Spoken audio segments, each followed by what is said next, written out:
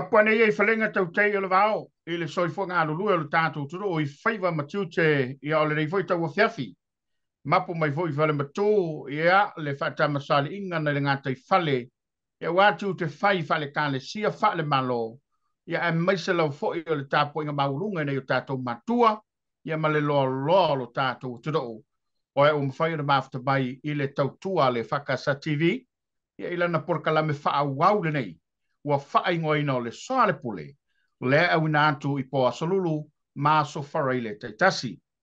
O le ano whale, ma le ano liu lava o le nei whatalanoanga. Ina ia e manino Samoa I le tūlanga o lo o iei, fuafuanga le malo, o ana whainga whamai, ai meise, ia o ana tīnae. Ma le tau mawhai lava e tau tuaina lo tau pa ia ma lo tau mamalu. Ese mai le whalau, ia o lo o tapisa I le lalolangi ma le tudo I le tele o le nganga o sao le ni vai tau. Ale le nganga lava leo le tānu kalama o SOALEPULE. Walai o na wala aulia fionga I alim tamaita I minstar kapeneta. E tali wha malama lama. I niso mata aupu. O lea e la walunga I tala noanga I le ni vai tau. Boli le ngang whaftai. I tātou sponsors. Ni e maisa lau foi o le tautua me le unanga niso tamali o le turo. O lo lango lango mai I le uinato por kalama le rei. I le nei a fiafi. O lea ua mafuta. Ia ele fau I lautou whafonga, ia e meise foi o stasi le rei, ia o te mali I lamba, e lungo le tānu kalapa le rei o SOALEPULE, ia le ua toi maua ia I lava noa, o le fionga I le minstao so ta inga, ia ma tulanga whatekona losi le ni vai tau, ia manisi fo o nanga o lo ilana vava inga, le to Toelupe, e pei o na lausi la fiai, ia o lea uanga mai, ia ua le tātou wha talanoanga o le nei tau, fiafi lau, o fionga le ni minstao, ia o mai le tanoa le whaututanga I lau to Toelupe sa mole u tāpuai ia aoli am talia le tāpo kalame nisi o mata upula ngamlenga whaalon. Ua, whamaro whaftai, I la wano whi ua umai, ia le tātou po kalame lau whionga I whatonu, ia lau whionga paiali, ia tu sa I o la wanoa, e le au maua wano whapenei. Tai. Le tātou po kalame, ia o le whafonga anga se tātou atunu o lo tāpua ia o tu whaiva mo le tātou ngā luenga whatino. Me la vele wanoa e whawheilo ia tuai, ia I le pa ia lasi, ia o Samoa whafonga mai lava I tupu matamali, whaila unga mwhale upolu, ia e o lava I tātou whanawiti, ia me se whole tinifu, ia me se le tāpua inga, ia whalitua matausi sa oao matamaita, ia I le nei tai ao lo, I le nei tuaso, ia o lo whafonga maua ia le tātou po kalame, whatarwa foi, I le tupapa ia, I la isa levi, ia e whionga e te whono, ia malaulau a whono e kale sia, ia o lo tāpua ia whaivo le malo, ia me se foi, ia lo le atunu ile, I ngā luenga tutofi, ia malo le soifua manuia I le nei, tu la fiafi, ia me se foi ia tātou kale sia, tātou po kalame. Ia le whionga le pulo TV, ia pa ia lea wale, sunga le te whono, ma laulau a whono le kale sia, ia lau whai ngā luenga tutofi. Ia, o lo, ia la tua il tātou ngā luenga. Il tātou TV, ma lo soi fumanuia, whaftai mo lava no. Ia, o wholo whātu foi. Whātu lau sunga I lau sosani, ia, o tu whiga whaare malo, ia, malo whaftai o leo maua le nei lau tātou te whila iei, ia, wā tātou bata upo e pei ona manatu e whaatala noa I lungo le tātou polkalame. La tāmata mai e loto I whale mtanga luenga. Lau whionga le li mista wale na I whesuia inga. I nisi o mtanga ruenga, ia malai ngā kapeneta. Pe o yeise suinga lau mtanga ruenga, po le lava tū mau, a foi o nanga le lava o lo o outou pale whengai, I le ni foi vai tau malai ngā whaalon. Lau whionga whaftaita pala atonu e au ngā fui lea e. Ia, I tūlanga lava o whamanino, ia, ma le whaalau ilo foi nisi o vaenga lo iai, ia, tu sai o le whaafisili, ia, ma le fisilingia foi e lau yeise suinga, I le tūlanga pe ona, na iai ia suinga le kapeneta ma tafa ioi ia sui o le kapeneta ia elo ia se suinga I le nei mita ngā luenga ia me se fuka o nanga o lo fatinoina ia I se matu ngā luenga tofi e peo le winga lea elo ia se suinga o hei nei suinga I tūlanga o ngā luenga fatino e lava ona o ia se tal ia no le ngā whaafitai e se fe nei meo ngā luenga ele fai ngofie ele oni fa una fo e fai ele totas ia pe to lua ia ona mafai ona tino mai le ai tele ngā luenga ele fa usia foi roma sa societasi pe va pena ia o nei nei swinga na iti ia ile matu au fai ngā luenga na inga nei tulanga ploketi ia wa vem tanga fai ngā luenga tu mau me se tulanga le o le puipuia so tatu security puipuia saunga le mui lungo fa ngai no nei no internet ia o amento na ia se vaenga fa pena fia ngai malea ngā luenga i tonu le malo sa so ni me foi ia tatu paanga ia Australia me New Zealand ia lewa mata ona ia i tonu le tanga luenga ia foi nai ta sanga sa tu atu i ile official tanga whainga luenga malo pol pisa si ia utalia foi nei ta sanga pe an sit fia o nei tanga luenga ia tele o le suinga na ia email whainga malo talwai ile tūlanga le privatize ia pe o le tu mai tu o nanga tūlanga fa pena ia e peua wa ngau ai ia o nei tūlanga ia i pe fea ma tūlanga e mana mia ai ia le to mai fa pitoi tono tanga luenga so swani tanga luenga malo pio sia vanoa le na wa elite fatu muina ia pio le nganga le na sa to tilo ia se fitu na inga ina ia i tangata ia ma to mai fa pitoi tono le malo le ngata sila ia i fatinonga o ngā luenga malo i mea tau ICT o puipuinga ia me se fua ngā luenga mamau ina ia au sui ale teknologi ia tunu mamau ia au lo fa pena no tatu fa au ngā luenga talafengai moni lava me fai o tatu au mai fa tau mai le to mai ia tunu mamau ia me se private sector ia pe tai o nava ia fa mo lava le tupe ia pe o le si lava ia se fuanga e ta pena i to mai talafengai ia mo ngā luenga patino le malo ai mai se ia tatu o tunu o nai suinga le leina mal mai fa ia tua ia ela ese SML so son a lo tu mau no manuia ia nei foi tanga luenga mananga fa lolo ma lo fa tai wa tala leo malie le fa fonga mau ale tu o stasi leo fa vitauli o lo tato fenga i pea ia ona o lunga le upenga te fai langi ma le tulanga tau so tainga ia ma lo se sila mau le ufionga le minsta ia ma lo voi le tau ata i le mtanga venga le mata wato le uto e to fiesta sio pole fa tonu ila na o nga wau te lo stasi leo vaenga o le va va inga lo fio le minsta pe sa ole ia va tai atonu le na pe o na sauno ina la ufionga ia male ia o leo toitofia ia le fionga ia ngisa ia po le fionga le matua ia fuatai pesau ia to fa wau le nga luenga o le avema pulfatonu ia po le regulator ia matai tuina ia tulanga nga luenga lo ia tono lo official pulfatonu a me se foi le matai tuina ia o nanga le ngata le telecommunication of sota inga ia me se foi o nanga suavai ia me se o nanga le EPC i le tūle o le tau, ma le ino tau tala whenga i pewa penale le tūlanga leo to e pale ai le whionga i le whionga i angisa, ia, te le ravalu i tau, te le fwoi tūlanga nei ai, pe tai, ia, o le whinangalo ka peneta, ia, o loanga i tonu le tangata i ai le to mai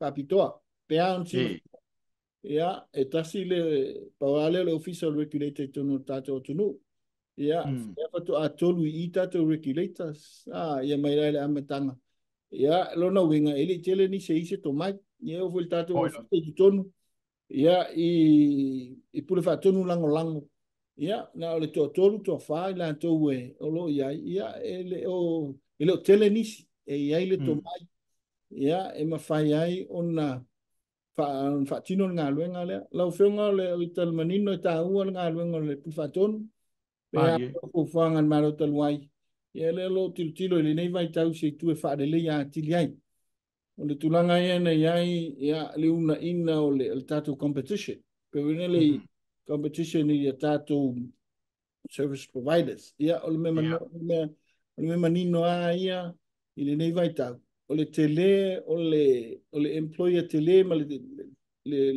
le tele o le tupe fa alu ma tupe fa tino nga luenga me se tupe fa alu i nei mo internet o le malo ia mani le na e pe fa pe na a tu ia ma le tato private sector ia atu i le tatou i le utilization a tatou atunu. Ia pe o lo majority a le te le malo pe o le winga le na. Ele o iai se tūlanga te le se competition o iai mo tatou. Ia i le tūlanga le ma o le nganga le tau mawhai ai. Ia no nai swinga na iti a tala whengai. Ia au lo whaalele ia atili ai le tā ua o le au au nangara o whenga. Mai te lelu tau, pēa no tau vai atu, te lelu tau le tūlai mai le whionga ia nisa. Ia e le tonunga wha moi moi ai le tua me uma. Ia ina ia mawhai ai o na tau nuu se lele. Ngā luenga wha tino malu tātou wala wina. Ai mai se le, te me ngā lurue ai. Ma le whionga i le pulwhatono lo tūlai mai. Mai te lelo whatua tuanga. Ia, i le tūlai mai o ngisa. Ia, te lelo na sao. Ia ma le sao tā ua. Au ngā mosio tātou atunu e whale ai me o mana mi o whale nei vai tau. Pe o tūlanga le nā. Aloha tai, ma aloha sao no. E lau whionga le minsta. Tono leo whaafonga lo tātou tutu ma o manino foi. E o whala walai o na toi to fiam filfilia. Ia le nei foi tinao le tutu i le to finga tāua. I le whangasolongo tau manga le pālemene pe o na iai i le whono taruai. Ia pe sa langa ai tūlanga o so ta inga tau satelite ma so ta inga lava ia o lo whao ina stasio company tum oti tono le tātou tutu. Ia o la se tala mai lau o whionga i le rei teimi. Ua whasoporia la to o unanga po iei se me o to alia ai, a la fo i se vaenga o le ua o iei le tautua mo satelite tu inatu ia o ngai tono le tātou tutu. Ia, whaftai, lau whionga a tonu moni le saunanga, me se foi le tau amata mai o le tātou whainga malo, i lona tūlai mai, ia tonu tele anisi o vaenga, tonu manino iai, ia, atunu fo i ma le tūlanga, ia i saunoanga i mota. Ia languna fo le fia ia i ava noa tu ina i SOALEPULE. I sau noa ai ma au mai fo le tu alalo. Ia mai nisi o vaenga i le o ia le sila fo e mtanga luenga ma samato wa ai. Ia ona fa le leia. Peo le tūlanga ta ua lea i le mauta fo. Ia i le au mai o finangalo. Ia o le antunu e ala mai SOALEPULE. Fa le leia le o nangalo whionga pea on silfia. Ia le tūlanga sai ai. Sa le i whainga malo talu ai. Sa le providing el malo. Ia le tūlanga o internet. Le memo moale na. Sa ele na no te inga te tau o na una i le internet. Pe ta i sa tu tongi ai le komiti a onga. Sa whainga i komiti a onga. Ma le onga anu taitasi a mese i tu malo. Ia onga i tu malo korisi. E tu tongi ala tu internet. Ma le i tula i mai o le whainga malo. A mese tatu mtanga alwa. O lo wa aver fa mua i le ao na si la fia uma e le atunu le ngata nei mane lumanai o na fa ngale internet ai sa le si la fia o si la fia mai lo fo ya o le auta tu fa ngale internet la langya to o le lumanai le o le tulanga teknologi le tulanga le na e fina ngalo le finga tu mai tai pale mia ina i fa tu pen malo va ngale ya e foi ina ia fa mama venga i komiti a on ina ia mawhaia o ngā uma matamitia o ngā uma. Ia ona whaonga ina i internet. I le tūlanga ia. Me le ana sa, i le budget, i le tātou budget mua, 2 miliona, whapi ai le internet ma whaola. O le tūlai me whainga malo, tele i whawhita auri lau whenga. E le o mua, o isi a onga o iai, o isi a onga ele iai, o isi a onga o iai equipment. Ia, o isia onga ele o ia ele coverage pe tūlanga lena o le ese whawhitau. O tātou nau ta inga i whawhol whawhitau li se temi pupu.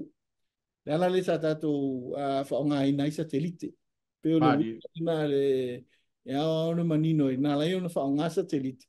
Ia wana ona whapipi i uma ia ona ola loa lea. Pe o le te lenga lena. I nai lo le taumwhai o e toso whaipa ma taumwhai whaola uma. Ia pifa penale le tulanga iai ai mai se la vala o feu tau sa ili o le ale o afa fitau o alu i tau o le o nanga ele ma fai ai o na ola pea lava pea ma fa au se o nanga ele ia onga i esta itasi Lala lena la inu na faile 2 miliona tino ngā luenga. Ma lo manino ai. Ia. I vaenga le tunu. Pei lavo le tu asau. Ma le tu ma le tu le ala taua. Lo whaingi tau no o Yesu ta inga. Lo iele. Ia pe fa pe na. O ia mese voi le tu I whangaloa. Ia manai ni vaenga o le tu sifo o po. O whale halili. Ia o vaenga na ele o le lei ele coverage. O tūlanga le na. Ia, whaenwhanga I nei satelite. Ia, ma o lesi foi mea o ngau. O lo telefoi na o ia le stota inga. E le eise maintenance. Le tūlanga tele o le. Ia, mese ele o ia I foi se tele o a onga mwhaya onga. Ele o eise sila fia. Ia, I le tūlanga whatino ino. E vaenga, pio nei vaenga uma ia lea sa maua. Ina ua waola uma. Ma nga ia tu le tātou kampanile sa ave ele whatu tuang. Ie sa ili ima ia tūlang. Le si vai mea tā ua maua. Ia o ngā misana o ngā la iti primary school. Ia o ngā la iti mana o mia. Ia o ngā la iti le mana o mia. Pe ta inga mana o mia na ia 8 ia 7. Ia manai whaia o ngā. Ia pulea o ngā matūlanga le na. Ia ai fo ia o ngā ia o lo mtua ngā mana o mia o lo o na ia atoe li tūmalo. E whaola. Peo le winga le lau whio ngā sa whai ele a fuwhanga ele amatang. Ina ia tātou learn mai le sona ia. Mai ia mawhai ona whaatupe le malo. Lea mana mai ale kong karate le na. Ia ma lea ua ta oto mai ai u mai ale kong karate mua le na. Wha pisa te lite, whaola.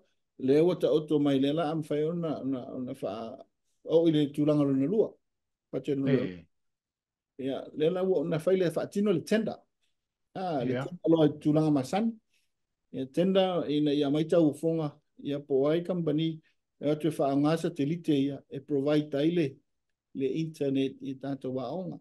Lau whionga e tasi company na tenda mai. Ia maru ave tuanga rātou te whaatino ina le tūlanga le na. Ia I tātou waonga. I le nei tau sanga. Ia leo lo whamoe le sa tofi nei. Ia e whaatino ila sia singa. Ia mautino ai le tūlanga o le ola ma le tūlanga iai. Ia beon si whina umaroka kalate mua. Ia, ona pēla I o le internet. Peo tūlanga lai na langa I manatu. Ia, tūlanga I o le whaipule. Ia e wha leo mele tūlanga iai. Ia, ai peo le tūlanga lai na umaroka kalate mua. Na pēla ia leo koe tenda. Ia leo tue whaola. O le nganga ia. Ia mawhai ona whaola. Provide le internet. Ma provide le maintenance. Ia tausia, ma ola le internet, I le nei tausanga ato. Ia, le siwile maenga manu le I le mataupu. O le tele o taimi. Ia, pe mana mi alanga lu fatas. Moi lama. O whaipule, ia tātou mtanga luenga, o le malo, mi se fo o pule a onga, ma whai a onga. Ina ia SOALEPULE ma le leile whatino ngol mele. Le ala le o tapena ia le tanga luenga le tūlanga tau maintenance. A le ola, ia loa ia le company e vili iai. Ia o atu le mtanga luenga. Ia e fo ia le whawhita auli. Ma ia maua avanoa. Ia e whaarele ia hatili ai. Awa a vili le whaipule. Ia whaatari se la unga le palimene. Ia lea ia ila vanua whaarele iai. Ma vamve whaarele iai. Pio le winga le kawhiam. Ia ono lea pe politisai se lisi vaenga lele mea. Ia al whawhita auli. Ia lea ua umana ta pene. Fo ia al whawhita auli. Ia lea. Ola vanga ia atu e whapi. O ila tau fo ia atu e maintain. Ia ila atu fo ina inumela. Ia e vili ai. Ia ina ia ma fai ona fa awole maintenance mai la fiona ale wa aftai tai sa nanga tai le tano ai la fiona le mistam talo le wa manino la vala le ma le la fa so polia uma ia tu ia onga I satellite sa le la fiona a onga e se la fulu le na iai ele to ia ole o sia onga e fase fulu le la iai ia lo tilo I se situ langa awa ala fa o tatu wa onga la fiona se la uno sfulu se la uno van e onga ia malo onga ia malo se la uno van ia lo ia la o ngana fast food wan ia o lo to mo fai ia o te leo o ngana tu taulanga le o wena tu mamau ia o te leo na o nga ia o le la to fai ia o e felisi technology fo le tau o mai to fai so soni ina ia le competition ne ia me se tu langa le ia o lo fuai ta tu langa tala fe ngai o le tilo la isi pasu vadu le ia me se o tu langa monia ma fai ona tau ngo fie atu le internet mo a o pe fa nga facilities al malo ilana fiber le na yai ma tu langa satellite o le formal terminate a le long solution o le tau fai toso fai pa ya uma pa nga ia le network al malo ia po le broadband fa al malo toso fai pa ina ia ma fai ona mauti noa ia le o le internet ya o le sena no ta inga la ya ta o fem ya pe o le tulanga ya e fu ala vai le fina me fina ngalo ile ka ma fa nga malo man ka penet ia ile anga ile lumana malo va tai o tele o mautonu le lei pe o le sa ile to fo fanga e o atu le au nanga mo nga le kalesia pe sa o le fio la fianga e ma fai pe o tulanga yai o le tulanga le na e ma fai ona o tu ia wa e longona le tele o nga le kalesia o lo we internet pe o atu fo fanga e sa yai o tu pe ale alam tanga nga o nga va ku le OGG le government grant foi le o government grant ya va tu fa sa fu atu ya o se le ni na con internet pe ta ya initiatives al malo ina ia mafai ona si tiel fa nga ina si tiel si la firma fa nga ina le tatau le internet le tu le e por tato digital transformation le tam faena fa fuli e mafai ona o ia la o ia pe o le tau pe ana tam fai atu o le tu tau o le tu o le lu tau le ia nei ia o tam fai resolve issues a con it fai pa uma loa fai vena fai pa tu ai ma o ngale ale kalesia ya ona fai lo tilo tulanga le ai pe o tulanga mo le na lo tau ya step by step ia mal fa la telenga la to mai la foi ngal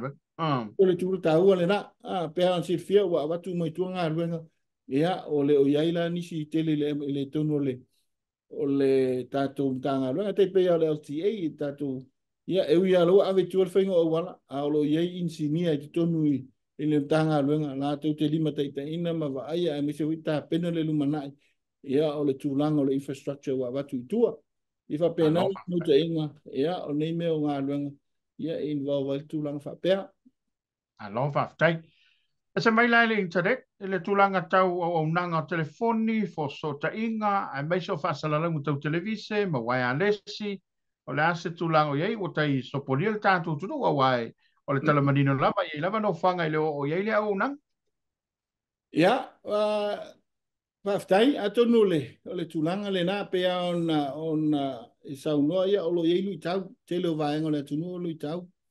O le sipai le vaenga sa taum whai ae ina iei se sao le malo. Wa si tapo i lau whio. O privatize atoa le amata mai i le gateway. Me le sa wai le tulanga. Le gateway o le infrastructure i towers ma mea uma wa ave uma i tua e o le backhaul ma le network ma systems wa ave uma i tua wa le iase me i lalo le malo e o ala i le last mile connection i le connect na i le telefoni ma le tulanga vapena wa le iase me i le malo le wina le tala a ola ina na le malo i fa le leia le una ngai le vaenga le tunu ma le vaenga le tunu ma le vaenga ya e fa mo ngā ruenga company service provider ya o telefone ala taimi ya o telefone service provider ya ile tupe maua ma ia vaenga le tunu ia fu ile to investment pe o risire vaenga ia o tele o tala no ia api fa pena la te ita mai tau ale taimi le nei ele i tele le malo atono e ma fai le regulator le winga le ta u ngano on tu si ia ta on fai me ngā ruenga i man ngā ruenga i o e fa le ia i ia e mawhai hoi ona tali mai le service provider. Ia, e fua i la tau tupe maua o lo tūlanga iai. E pe o le winga lea, ia, e leo toi malo le tūlanga le na, a o lo tau whai, ia, tau sanga tal wai o el sheu tu malo, lua whenua lua. Sa a vele tu alalo le regulator ina e whale leia le coverage i whale alini. Ia, i whale whai au me tisi nai malai mara. Ia na awe whapitoi, ia o mai te mil nei le resolving al issue. Ia, e pe ia le tūlanga iai. Ia sa tu alalo ai le regulator. Ia pe pena, le regulator. E pule a kompania. Ia pe pena. Ia o le nganga le na, o le mea le sana unau. Ina i se sao le malo. Le foi tata tu ia. Ana se pira ngalo lo fionga le mista vai lupe le sauna. E mawhai le malo na toi wha fo'i mai. Au te lolo no foi ngataluai na ave o mai tua o nanga nei. E mawhai le no fo inga ma le whainga malo na toi whai se tula fono ma se whainga toi wha fo'i mai. Awa o nanga tā ua mo le tātou tunu. Ulo fio. Ia, a tonu pe ano tam whai atu. Ia, o se nganga le na o tam whai. E le o iai tele se nganga wha fo'i. Le wha fo'i. Mai pe o le upu le na, ia o le tūlanga te pei au. Le mele sa iai nei le tātou SNPH. SNPH, ia o le network le malo, sava ai ai lalo, ia se tasi fo company. Ia, e mo ia la o le tūlanga, o le aseta le malo. Ia pe sava ai al company, ia le o iai tele se leo le malo i non whaonga ina. Pai mel tātou whainga malo, nto ki tilo le iai, i le whianga inga lea. Lo no, e i lalo al malo, a o ngā luenga o. E watu umai tua i tātou service provider e whatino. E pauna o se nganga e tau mwhai, e mwhai on whatino. E se control al malo. Ia, e lo iai a mwhai alwa pia. O lo o i lalo al malo. A o le vainga me uma, o lo mai tua o mo le private sector. A o le malo e na tātou te whawina, ma tau mwhai whaaleleia. Ia le network ma le tūlanga pēnā. Ia mwhai ona so o tu umo le atu. Lau whanga e le o se ngā luenga whaingo whie. Ni la. Ai o le nganga le tau mwhai ai. O le lumanai. O le lumanai. Ia, pe au silfia. Tors fulman tupu miliona Amerikana au mai e to soile kei po fole tātou tui Samoa. Tātou le tu tas. E la no ta inga. Fau tātou mati tātou seleni. Fau le lumanai. Ia, pe o tūlanga le nā le le nei vai tau.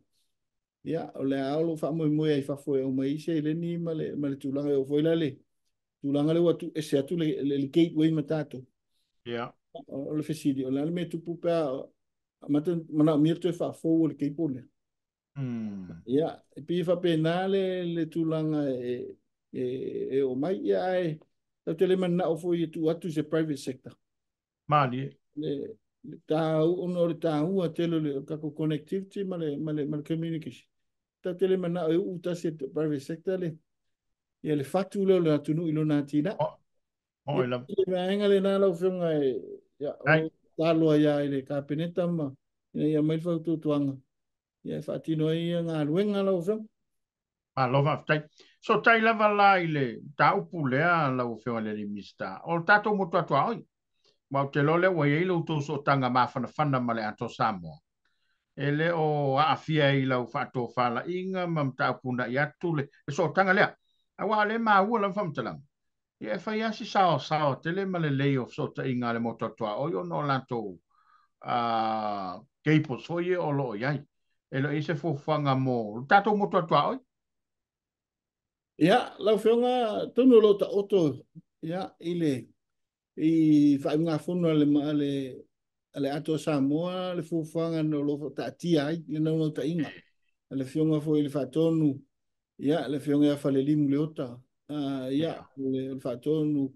Ia, le whai ngā malo ia me Samoa i me tau fsuta inga. Ia, maso whatau wa ahu i tātou tanga ruenga. Ia, i le ato Samoa. Ina i whausia le keipole i le wao tātou. Ia, o le temi nei. Ia, olo ia ile fufuanga le vaenga le na.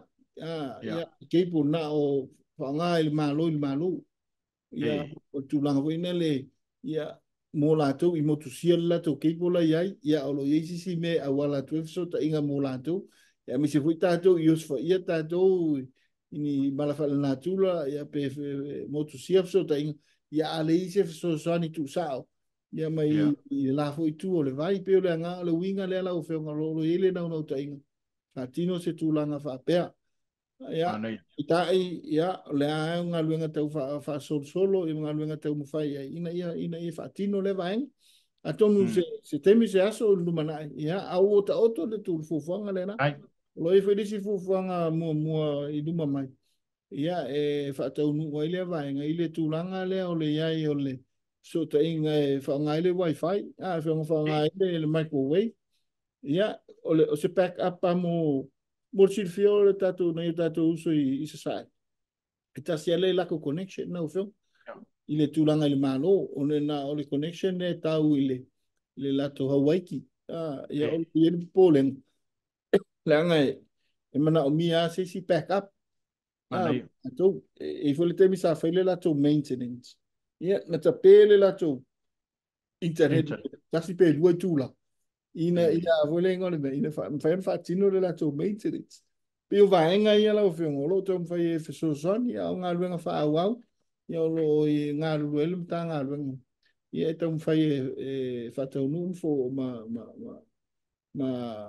fai on fa tino ia vai alo fa tai o le wa ta pena ta tu o mo le taringa mano ia e le si wala e lo ai le langi ia masala la wai tu e fia le fono tanga matawulu manga matulanga uma o lau o unanga lau mtanga wenga ia se o mai se fina ngalo lau fionga i le tulanga lo iai ia ai me se fo ila o lo sota inga mamotu ato ai pe fo ila o Amerika Samoa ma ina ia mawaile le leinga ma le tulanga e le whapela se lau paseni a ia mawhai o na whanga solo le fontanga ia matulanga uma i ron whasalaunga lau fiong Paftai te puala tonu le silea ngā luenga tu pito le neto sanga ia tu le choka ia pea on sit fia ia ta penanga fai ngā malo ia o lalo lavo le taita inga le fionga palmia masui palmia ka peneta ai mai sem tanga luenga o le vai fafo ia le ua au mai le ngā luenga mo le nei tanga luenga le tūlanga tau so tainga ia mai se ia le tūlanga o le stalaina le tūlanga tau teknolosi ia i le stalaina o le au fai o tangata usfono tūlanga wa pena ma o lo ngā luele tanga luenga lau fio ia vaenga uma lasa foi ana nei ia pe o le tau mai foi ia le au fai ngā luenga mai New Zealand tawala mai ia i le MFAT ia po le tanga luenga le vai fafo New Zealand ma penga malo New Zealand le rato so soni ya tato ya ile tulanga le tau puipuinga tulanga tau cyber security ya lolo nga luai tato uma le penga malo New Zealand se temi fo yo o mai ia le ia tapenanga fo el malo New Zealand i tulanga tau puipuinga ya fia fo i mal tato mtanga luenga lato so soni le ngata ile la o fenga le malo Australia o lo tau tulanga mumu le tulanga tau puipuinga ia ofiso ta inga ina ia le tulanga tau internet lau fionga i le tulanga tau whaalau i loa o le fono ma le tulanga whapena ia o lo ngā luluanga ia le tātou tanga ruenga ia ma tātou service providers ia peo ia le tātou service providers ia company telefoni tutonu tātou atunu ia o lo ngā lue so tau au ia o mai fore la tulanga lango so soani mai ia i le tūlanga ia mautinoa, whesota inga, mautinoa, lelelei, momoli, fafo, ia o whaasaralaunga o le whono. Ai mai se whesota inga mo i lātu o mai au whono. A tonu o le si lea vaenga lau whionga, ia lea fo ua, tu vatu manatu foi, ia, e wha manatu. I taimi uma aso uma, mai se vai aso uma o whono ma pūlenga. Ia tā penanga o no tūtā ua le nei, a tau le nei tātou, ia i le fono le nei ia o se whaalau i loa siri lea mo se tātou atunu ia mai se ia o tō whiongolo ai tau malele mta pua i mai ia mo se tātou atunu alo le lenga ai alo lo le sao no tono tala lava ia e fia whaafonga e lo tātou turo ia wala lātou tāpo inga ia matari e fo i le pole vale lātou o nisi malo lātou manatu Ia e se le me lo ave e le fa mo mo le malo a le ua mau bai le ai o le lamba e ta o to ilanga tonu lau tau tāpelanga ia mo ia vaenga uma ile ese mai le vaenga le ofsota inga ia wau te lo for pale mene le vava inga la ufionga le mista pe fona ele mista fam sinonga ai meo mata upolo sala lunga lo penga te failangi ma tu fasilingi ai le fionga le fonfta la ia se sila la ufionga le mista o ta oto ilanga tonu le ta upolo fonfta lai ia ai pe i se tu la fono e ono ta ofia ile na fionga ia mai le fali la volana fai unga malona fina ngalo i mata upo le a fia ile na fionga ya fa ftai atono e lo sa o lele sa unanga ma se foi el fa fisidi ba le tulanga le na o lo to ai le tulanga yai el taf tol fa fitau ngai ile fainga malo ya pe ona ile fingo le tulanga le Faamisionare le tulanga le parliament ma se foi pul fa tono e fainga malo ya so ta ingale ne ya ile tulanga o tupe fa ngama le tulanga o tato budget ya o mata fa yo i tulanga pena ya le ai lo we ta oto ai le fionga ile fonfitalai ya il tulanga il ngalo fatino ya mi se foi ya pe o so ile se tu la fono il tato ai ta fi ai e poi me si fi foi io le fionga fonfitalai io le lo ya ia tulanga lo ia le fionga fonfitalai ya le o lo mafana fana ilo na fina ngalo i mea umo lo tutupu i o lo manino foi lana sila ele foi ele ofisilinge foi le kapeneta ya ele tu no fainga malo ya el tulanga o lana fai uma fai ma le tulanga ya le lo ta oto ya ma salo lo manino la fionga fonfitalai ya le tulanga o ta oto ai te lo mata upu piona ya ana ai ia o fautuanga ya le tulanga o tula fono ya o vaenga na famsino ya o tulanga palmene ya o le fau o tula fono ya le leima mausali ya mamapo mo neima le numana i pifa penal tu lalo lo fio aftai ile vaenga la vale ale pale ben o le na tali le fionga mi sta tu pe le vai aso taluai ile la sisila ia ia le mtanga venga me se kapeneta le pakeki e o te le la via i fo le fono o le asa sila la ufionga le mi sta i lea tūlanga i a maise o le mata upu. A wau te ilo ele tupu mua mua. Ai pe a mai pe iso whina ngā loile. Le wha matu atu leo le paketi lava ia le fono ma ia ta oto ai le meo lo whina ngā loile whai ngā malo. Tu ma oti ma tu atasi lava ia le parlemeni. Wha pe fod Faamisionare. lo fionga le il pale mai o tatu fainga malo isi nga luenga tu to e luan sa uno le fionga il palmia ulanga le separation malo fatino nga luenga o mai o na fai le susuenga ale consale ya mo lea mo vaenga tila sila e ile vaenga ia lo tapena foi ma e tel tonu lo o to ile fionga ile fonfitalai ma le lanto hui pito ya la uli tulanga o le ngalu ngar konsali ya o le a masalo ina o le a mawai ya ni fautuanga tala whengai ma ni ngalu ia mo le nei taim ia e anga ia i le vaenga pe ono ia le tulanga tu ese ina pe ano tau fai atu ia o le whanau no ta inga la le whenga malo a me se foi ia pe le o posa lilo ia ilu i tau sa whenga ia le tolu no ta inga ne ia mapo whainga malo Samoa nei marinu mana e vui la tinga o lo whanga solo vui nisio ngā luenga ia i le tū tala whengai mo le tātou asisila iai ia le whaavai en ta pena i le ono lua mo se tātou tuto tas ia o lo whaiama whaina i suinga ia e whapena le whina ngalo fo le whiunga te mai tai palmia ina ia ta pena se consultation o se tūlanga fo i le o le consultant ia e au mai ai se fautuanga talwhenga. O leo talwhenga i ono te tilo le tātou whawai. I pe ona i ngā ruenga tutoa le na. E au no, i mea lea te sau no ia i ole tū mawai ina. Ia ina i ta oto le le ia pūlenga whaafitaua ngai. Ia tātou whainga malo. I mo whainga malo le leila o whiong. Ana ia, malo whaafitai, malo foi moi mana tunatu. A tonu foi o nisi taimi tātou te manatu e leanga sui. Ia o suinga lava e le ai ia ma nga ia iluma le tātou sāwalinga. A tono a silingia se taimulumuliane ona ta tatulo se vesili mta opolo o vesi ai fa masinonga le nei taimi a mese le mta opule an taulo monu ai fo le so follow finga le mi style mali o tua. A ta se to ilo tu malo. Ona o lea o ia le por kala me vole o ngal fa vai taimi.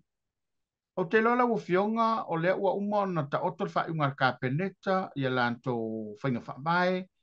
A le ase sila la ua fionga i le whanga so longa lava lau tau le poka me wau te lo ua le mauna. Whai e whale alili le poka lame le lau fionga. Paftai, lau whiunga te puala ea o lepo kalame ua loa tau sanga o whita i tunga ai. Ea, le whiunga fo il tapa au le neitu malo, whiunga ea toatanga loa tio e rendeo, ia ma lau whai ngā luenga.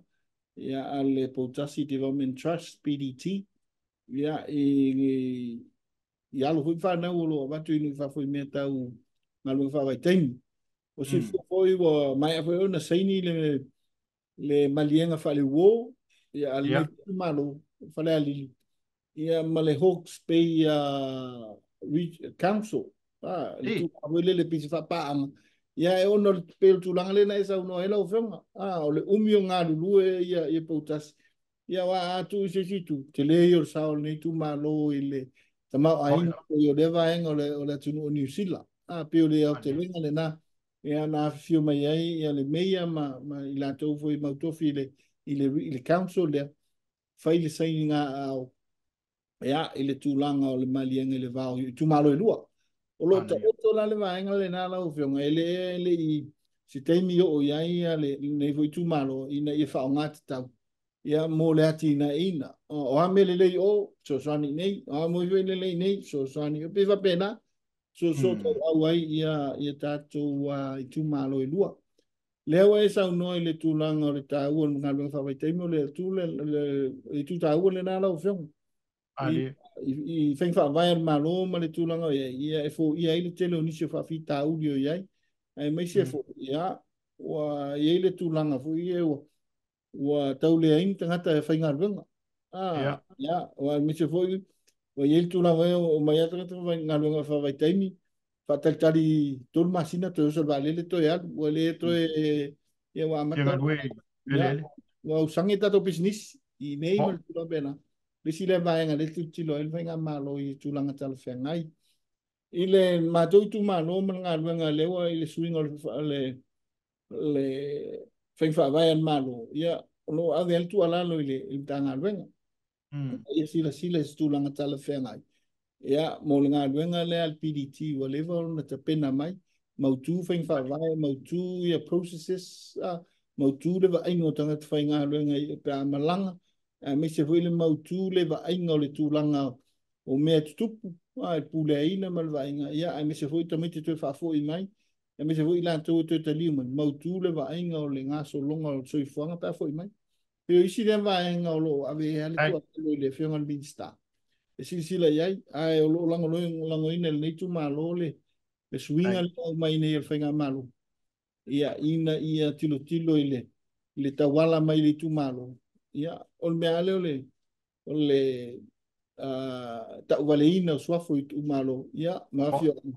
Ia lo fu mfana wo at. Ia salo sa oilo ia o nga luenga fa le nganga le na e a fai pure tão fai ristem alo tai ia ole ele o tele sta tai mi o to la o fioma ole se sila wa ole tele na lau man ia mai ia nisio fa fita uli il savalinga le fai ga balo e ma wa ia nisi vai ngau tau no fa le le tu la fono ala sa se sila I lau mtanga wenga ile au nanga ma le tautua le mtanga wenga ma tu la fono lo fanga solo ia na nga wenga o ye se pasene ono to e fitu wai ia po la lava le lei ma so solo lei I lau fo I ma tau fa minsta aftai lo fianga tu pala atu no le we sa no tonu tu langa lo o to ele tanga ruenga le tine swinga wa ye ta to me se foi le finangalo foi ia sa ia le fenga malo tarwai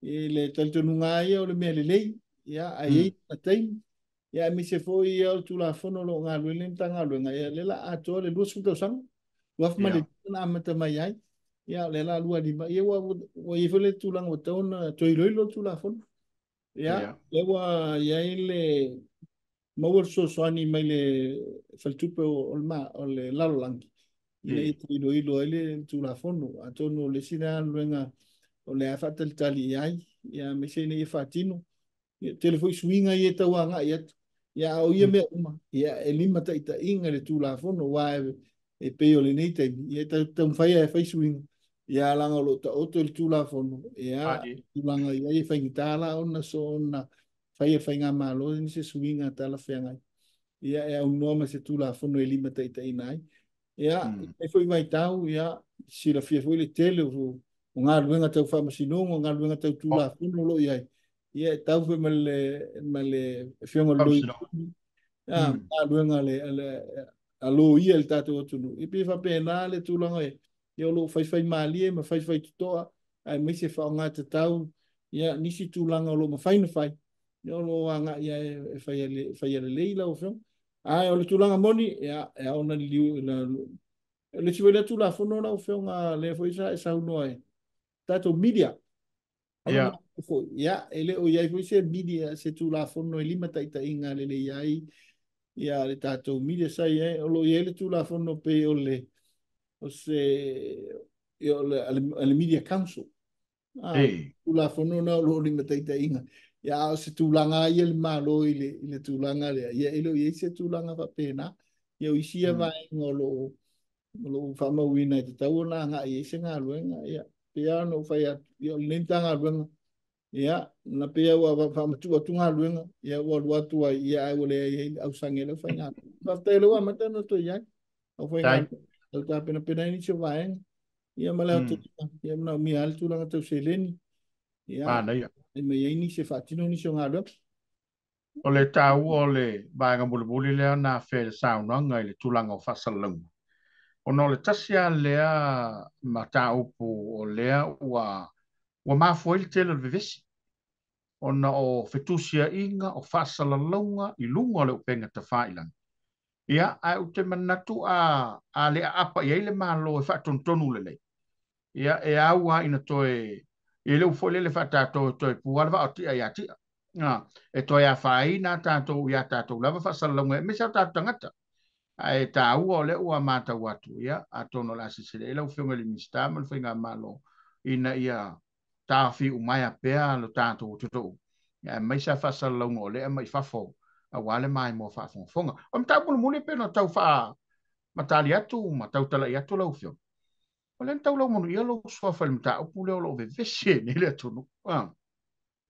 Ele ngata o lau o whiunga o sunga le lau le mali toa, ia whapefo le to whale ala, ma lato umalava nei.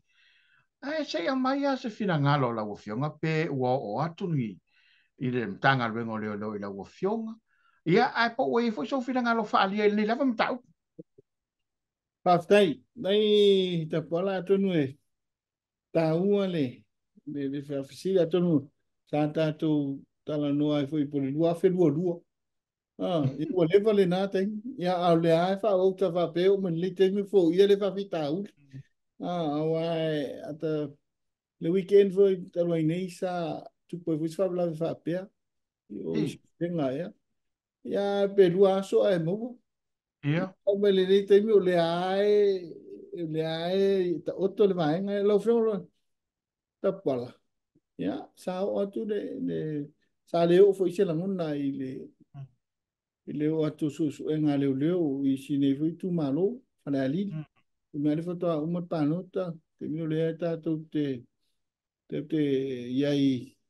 ia fi fa an fina wa inga o fa inga malo a lo pal malo tausi a pe le na ia sa fa longo foi a mal tuto ai le na vai tau ia sa no le ia iken kai o voi le ia fui a vai li lo mo sa ia fai pulo ina na talia ia se mato tu malo le o tu le sai li wal memonia mal mato tu malo mai mo ia o ia pe o le ma le tel tonu ingal fai pulo ia lo fa tino nga luenga le io e mo ia e le tupu me fa pena ia ta ia lo fa la tu su suenga ia Atono le tulanga le na sa talia ile ona manino yo sa unanga le ono masalomia le ya tulanga ngat fai pule. Ya sa tam fai afu ile ya ina wo mai ile ya se ya sa fia lang ona ina wo ile ini mo lianga man tulanga va pena wai me munia ia ngalu ngal tulafono ile fai ona TSS ya me se foi pa mai tau le na vai tau i tau sa i ringa o le whainga maro. Wa tōnia le fi nau le super sen. Wa tau tātou whai atu e lua ono, lua lima. Ia la e whainga mena tau e hang pali me le mea tai lua ono. Ia peo le winga le na. E sa ta nofu popole wa ana wha pea e sau o taita. Ia wha pea nei le taita. Ia, ai le tu hoi whainga maro. Ia e mangu wa pea nei wa mau le hang pali me le taita. Peo le winga le na lau o fionga. Sa tu ua ia e whaitua suena. Ia ona o le whai ala o tu la fono. Ia ai whawhitai le atu. O le ana tino le tatu whai ngā maro. Wa anga o seisi le tatu whai ngā maro. I whapene le ita. Mo lewa na mau. Ia le ala e whaatalia. Le tūlanga o iai. Ia i le nawa enga mai lau whionga e tate mawhau ai le ni mai tau. Ia mai totoa i le. Ile saunanga la unga hui auta ile lava ia tona ile va au no e va pena le nei fe in le tulanga wa ia o le mea sa o se la fono fa tanga e vai tang ia ma pe va pena le a ole o toe nani na nea e me se ala o fionga le mista pa lu pensa no no le weta wole o na le tua e fola na tapenanga lo lunga lo penga te failang wa ma fola vale vai e ona o le manatu i falta ngata ia na ia ele na wale manatu le tunu e sa le ia lo filanga lo ile mta o pule nei mai mo boli foi nga fa tai man fa malo a tau tulia la lo ulangona la umale tau lu mangale na umatune ai tolu ia ta yo le tua ngai lana la fonga le sa ye to filangalo o le te tau popole o le atonu le nganga na leina sa no le vala le lo fo mista aftai o ia le ai le tawaia ya o le tulanga ia so yo to fengalo yo voi leting ata vai le online te fia atonu le te sa no ai ya fule ngole me o tele le fenga suai ya o te fia o le tura te fia fa nga te tau e tangata le internet e lo to fina ngalo te tala o so ya to venga lu tu nangale le na ma foi o la pila o fem ya le ai si se ngana se mea mo ela ni si se ngana le mele na fa longo mal to ai le sa longa le fem no o la tala le internet ya tau ngalo peni tusi lalo po alfa tuanga le e fa munga le internet o ina tangata vale ina ia insta o la o le ale feso ta inka internet male tangata vale no le ala le o fem le ngai a to manatu ya le sa u mentioning to manatu le lua suon ina ua tupu ia me masani tupu ila kapi sa o lo kaile a walai i lo tuanu ele to foi tu le tala a pa le ngana sa e tate lo foi le tunu la fo fa pe ba dia lo tate lo foi le tunu i upu la fo fa pe e fa mata nga upu no fo le fono le na nga tai te mi nga tai oi tona i mata fa matala ile ngo fana le tu lo ia sa oi upu tau fa mata nei le ata tu ya voi le tu ya voi oi eu ala le maliu le langa ia bene le fiong al mistan ngata va le tama fa na le nei tu malo dia lo le nganga le na le tau mo fi oi pa pena alu sidira na tau le ale so tang o mai se fa mata u so matu vai Iwa va na wingo mo sa no nga di siteng. Ya Padelo. talo le tu fa mi se tala fa por fa ali pe o so da la fo. Nada le nada o vengo da wala ine nino ni fa pe mai. Ya le o se talo le li mai le so son. Ya i tulanga le o la nganga. Ile ia fa alo ya Samoa. Eu le nganga. Padelo. Ula se tofu. Ma se ta ua ia. Le tu ala va me uma na o fe. Padelo. Se tu ala. Alo va tai. Ia wa fa fonga maua lo tanto todo. Ma wa vai se foi lo pepe le matau Samoa le fiafi. Ia ai o le tano fa lele la ufo le mista. Ta wa lava e foto ia malama. Ia mai manato no tanta mi fa tulanga ina. Ia la foto ia le dei to e banoi la ufo. Ia wa se tu malo lo ta poi mal tanga wenga. Ia me se foi. Ia o faiva o lo toi mo le nei foi masina mal masina fo. Ia, whaafitai ta puala atonu e pea ono u ta mua ili tātou ta whasoa le fia le au mua wanoa nei. Me se, ia, le tāpua inga le kāle sia e sungito ina ma whale tua whima. Me se lau whainga ruenga tutofia le atua le ngata ili tātou e kāle sia. Ia, so se whata, io i le lātou tāpua inga, ia, a o alo whaiwa. Ia le pāle mene ma le whainga ma lo ia i tō whinga. Me lea mo le toila nganga whaafitai. Ia, me se foi, ia, lau whionga ma le tātou pōkalame, le whionga le lipule. Ia, ma me se foi lau whainga luenga. Ia, me se foi, ia, le nā o lo ai tau malele, a lo tau tua lo tātou o tunu. Ia, whaafitai mo mea uma, whaafitai tele.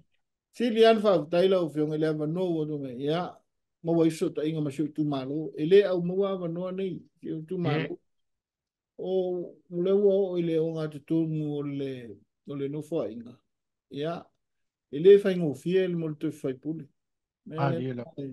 sa mata pe ma na ye fa ngo fi awa o di fa ngo fi o mata na mama fa voide ya ile nga ia ta ua yo tatu tu malo ma tatu nu ma inga lo tapo ia tatu fa Yo ta ole na i fa pa e toisi tu malo ya le fiola ngafa ba la no no a me se ta wanga ese fa tu ma to si sa wa ta mai ta tinifu male alum fa na mo le mana ya me se fo ya le au fa nga le tu to fia le tua ni sungo to ina fa ton au fa nga le so se fata ya ma lo ta po fa sta mo me ya el to tununga ya ne yo lo ta un fa ya fa pule patino me mai ia awa tātou tu malo. Ona ni lau mai se tasi o tina o tō manu nei tu malo lo fitai tunga fo ingaru. Ma mel fau tuanga. Ia, se fau tuanga le leile na. Ia, e fai se sunga pe ano fai atu. E fau fai pule. I nei fai pule o mamau tele se meu ia i le ai. E mu ale vau le tūranga lo tofi. Ia, e au fau tuanga. Me lea talo ni tu malo. Ia, mai lau tu fau tuanga. E ala i tātou komiti. Ia i mea uma mana fai tinoa. Ia fa pena le talo. Ia ma fa manu yang. Fa tai tele lo fiam. Tai tatu polkalame.